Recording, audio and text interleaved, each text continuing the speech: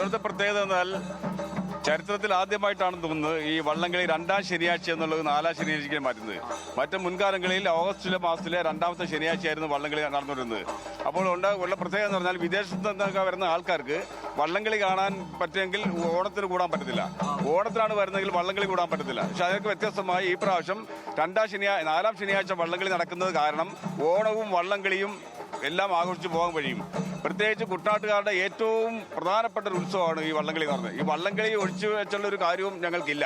ഞങ്ങളെല്ലാം വള്ളത്തെ തുഴയുന്നവരും മുൻകാലങ്ങളിൽ വള്ളത്തെ തുഴച്ചിക്കാരും താളക്കാരും പങ്കായക്കാരുമായിട്ടുള്ള പരിശീലിച്ചിട്ടുള്ളവരെ ഞങ്ങളെല്ലാം. ഞങ്ങൾ ശരിക്കും പറഞ്ഞാൽ പള്ളാത്തുരുത്തി PBCയുടെ ടീമംഗങ്ങളാണ്. ഞങ്ങളുടെ സഹോദരന്മാരാണ് ഇപ്പോൾ പള്ളാത്തുരുത്തി ബോട്ട് ക്ലബ്ബെ തുഴയുന്നത്. അപ്പോൾ അവർക്ക് വേണ്ട എല്ലാവിധ പ്രചോദനവും കഴിഞ്ഞ തവണ നേരിയ വ്യത്യാസത്തിലാണ് പോയത്.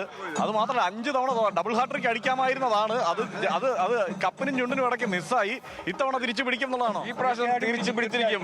മേൽപ്പാടം ചുണ്ടനിൽ പള്ളാത്തുരുത്തിലെ ചുണക്കുട്ടികൾ തുഴയുന്നുണ്ടെങ്കിൽ ഈ പ്രാവശ്യം നെഹ്റു ട്രോഫി പള്ളാത്തുരുത്തി ബോട്ട് ക്ലബിനായിരിക്കും. യാതൊരു സംശയമില്ല. അല്ല, ഇത്തവണ ഭയങ്കര വലിയ പുത്തൻ ചുണ്ടൻ 3 പുത്തൻ ചുണ്ടൻ വരുന്നുണ്ട്. അതുകൊണ്ട് അത് ടീമങ്ങൾ വന്നിട്ടുണ്ട്. പക്ഷെ അവരെല്ലാം കവച്ചു വെച്ചുകൊണ്ട് ഞങ്ങൾ തീർച്ചയായിട്ടും ഫിനിഷിംഗ് പോയിന്റിൽ തീരുമാനിക്കും. അപ്പൊ പള്ളാത്തുരുത്തിയെ 5 തവണ തുടർച്ചയായി ഒന്നാമതെത്തിച്ച ഡബിൾ ഹാട്രിക്കിന് അടുത്ത് വരെ എത്തിച്ച ആവേശ കമ്മിറ്റി തന്നെയാണ് ഈ നിൽക്കുന്നത് എന്നുള്ളത് ഓർക്കണം. അപ്പോൾ അവരുടെ ആ ആവേശം ഉണ്ടല്ലോ, അത് നമുക്ക് അവരുടെ പാട്ടുകളിലൂടെ തന്നെ കേൾക്കാം അല്ലേ? നമുക്ക് തുടങ്ങിയാലോ?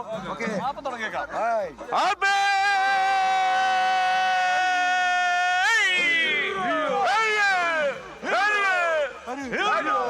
Tagadai,